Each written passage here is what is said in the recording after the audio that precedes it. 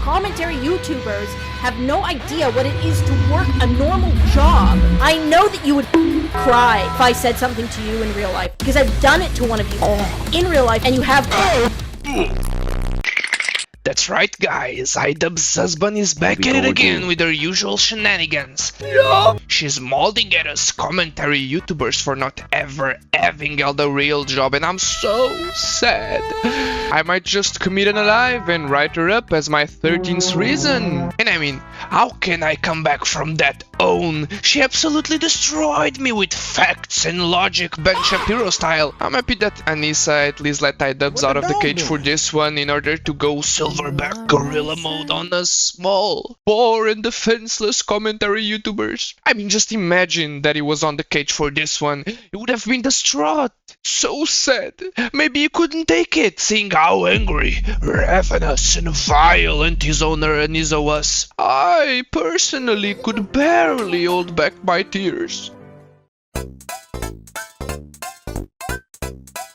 So Anisa Joma, or iDubbbz's husband, or whatever you wanna call her, is now a Twitch streamer.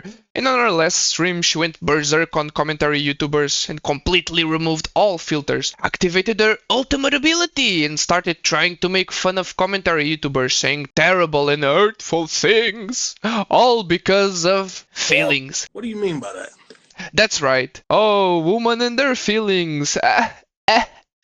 No, none of that. In my previous 2 videos I talked about Zayn ruining his career because of, yes, feelings. So it's nothing to do with the fact that Anisa is a woman. To me, she has that masculine aura, you know? Angry, violent, like a bear. Nonetheless, she's got her feelings hurt because Creator Clash 2 was a disaster backstage, and she's blaming all of the commentary YouTube for it. Commentary YouTubers have no idea what it is to work a normal job. But all of that pent-up aggression and anger goes mostly towards Boblex. Both she and Ian blamed him for how badly Creator Clash 2 was received, even though it was mainly their fault for how they mismanaged it. The whole drama behind it and prioritized paying the creators instead of it being a charity event. For Creator Clash 2, we lost $250,000 on the event. The way that this typically works, once our expenses are paid off for the event, then we can start paying the charities. Unfortunately, we didn't even reach the break-even point. All the profits are going to charity. Yeah. Yes.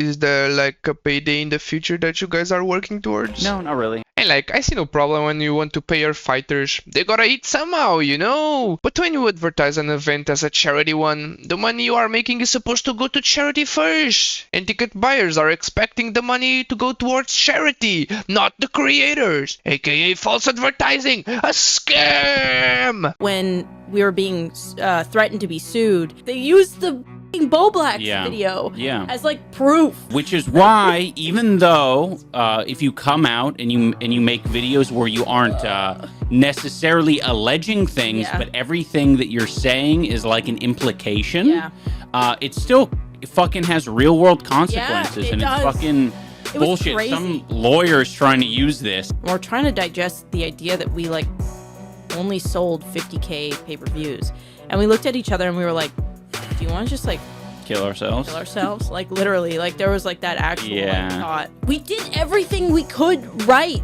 and we cared. It makes me angry. The accusations of us really angry stealing money makes me very angry. Yeah. And I will say, like, this is one of these things where, like, I haven't come across a video that explicitly states that we or anyone involved has, like, stolen money or whatever. Yeah. But unfortunately, with the irresponsible type of, like, commentary videos and reporting, it's basically all implied to the audience, and there is no amount of journalistic integrity to like take responsibility for like the message that you're spreading. I know. I personally haven't seen anyone saying that we've stolen money, but it's all implied. What the fuck kind of argument is that? By that same logic, I could say that Ian is a cuck. I personally haven't seen him saying that, but it's all implied. I mean, if you don't believe me, you can go watch their latest Patreon exclusive therapy session, The Bog number 15. But the video is about Anisa's mental breakdown on stream. This was just a predecessor to it and what led to her molding sesh to a live audience. This is all repressed feelings from more than a year ago. Like Zayn in his bad conservative horror movies video was motivated by his pent-up emotions from a long time ago, Anisa fell into the same trap. Bro, just talk to a therapist or go to the gym, punch something in order to help you internalize your mistakes. Cope with feelings. That's what I do, at least. Go to the gym and all my feelings stay there at the end of the day. But these guys prefer to use the internet as public therapy session and start running their mouths and blaming everyone else for their own shortcomings. Commentary YouTubers have no idea what it is to work a normal job, let alone put on a whole event, okay? You have no clue. Oh, she's mad. I'm so glad that she didn't say that to my face. Otherwise, I'd be a sobbing mess of a person. I just got owned. I don't feel like I need to speak for myself here because most people above the age of 18 have worked real jobs, or at least that's what I think. And what's this obsession with not having worked real job? Bro, school is a full-time job. I remember when I was back in school and it was hard as when you have a job, you work for 8 to 12 hours, go home, and do whatever you want. When you're in school, you have to cram as much information as you can into your brain for the same period of time. And then you go home and spend what little time you have remaining studying for exams. And you don't get no money. No money, no bitches. And if you don't study hard enough, chances are that you'll probably fail. So I don't get why these old yellers are so obsessed with real jobs. I guess that they have forgotten how our education system from school through colleges. At least with a job, you get barely enough money to have a roof over your head and eat. But for Anisa to be talking, it must have been because she had a lot of experience working. Wrong. She worked a few jobs and then switched up to a far more lucrative OF career. How hard! Oh my god, I could never be able to work such an hard job. Spreading my butt cheeks in front of a camera and showing my ass and tits must be so tiresome.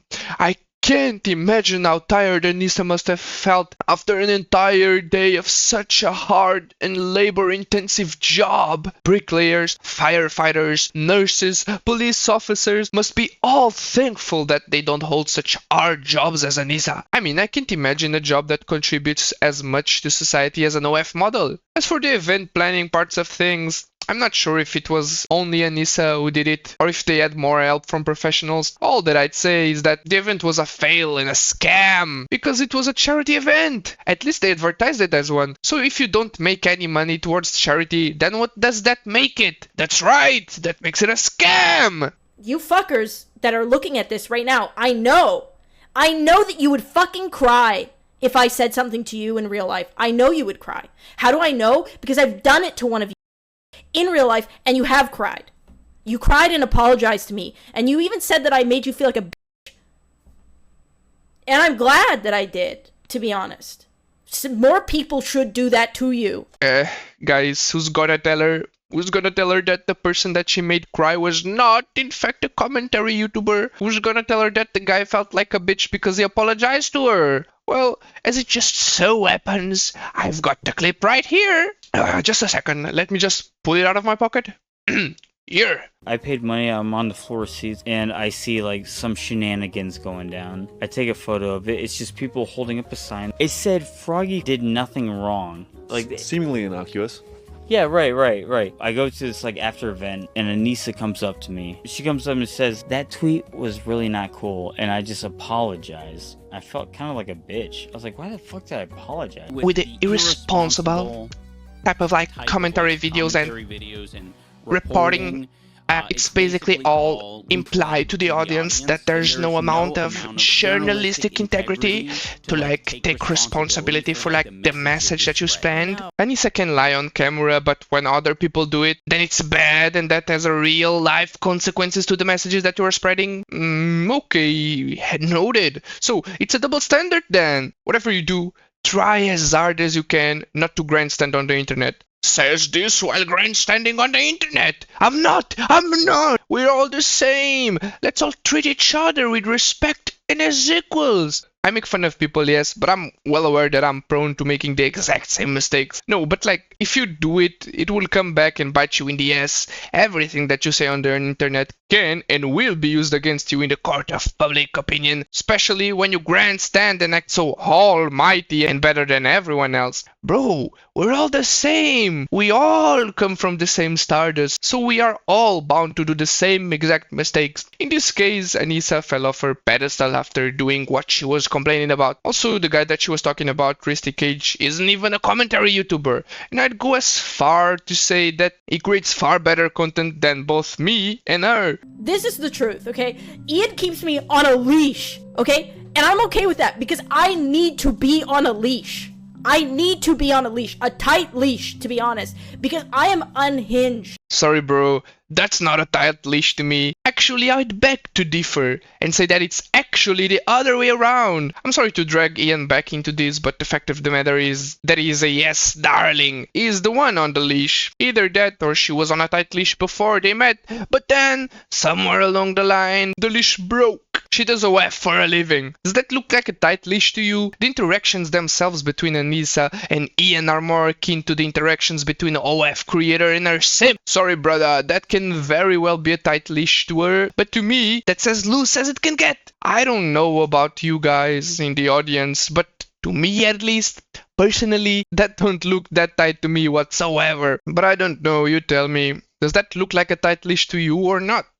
That's the other thing that a lot of these people assume is that I never worked a real job.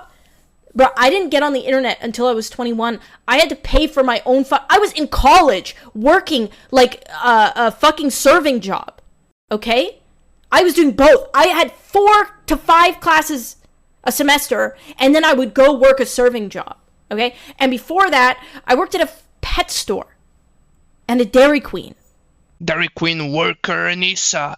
Bro, imagine being roasted by the #1 employee of Dairy Queen. I don't know about you, but I feel like most college students have real jobs outside classes to help them pay the bills. It's called being an adult. Most of my friends did it as well. I did as well. And like, even if someone goes and chooses to pursue YouTube instead, then what's the big deal with that? They're still working on their YouTube. They still have to juggle classes with YouTube. It's called time management. I don't see problem with that either. Because I function in society. And then I got lucky, right? I got lucky and I started making money on the internet, so I quit. Yes, Queen, spreading chicks for the world to see. #1 active member in society. Out here saving lives other than firefighters. We are content creators online. Stop complaining. We have one of the best jobs ever. Most kids nowadays would give everything to become YouTubers or work in other types of content creation. I kid you not. Ever since I was at least 15, I wanted to become a YouTuber. So look at me now! 3 months in, 340 subscribers and not complaining. I don't know if I can consider this a job or not because I make no money out of it yet. But I put in my 8 hours, so I spend the same amount of time that I would in a normal conventional job. So at the end of the day, Anisa holds a job that most people would dream of and is complaining because commentary YouTubers are calling her out. One of the downsides of being a YouTuber and content creator is that you are exposed to critique. So you could say that being critiqued by peers is just one of the drawbacks that come with this kind of job. If Anisa can't hold criticism and emotionally lashes out whenever she's under pressure, I'd say that she needs to grow some tougher skin or she's in the wrong line of work. She mismanaged an entire event. It was her and the rest of the team's fault for what happened. It's not the commentary YouTuber's fault for Creator Clash 2 being such a terrible and mismanaged and controversial event. Sorry bro,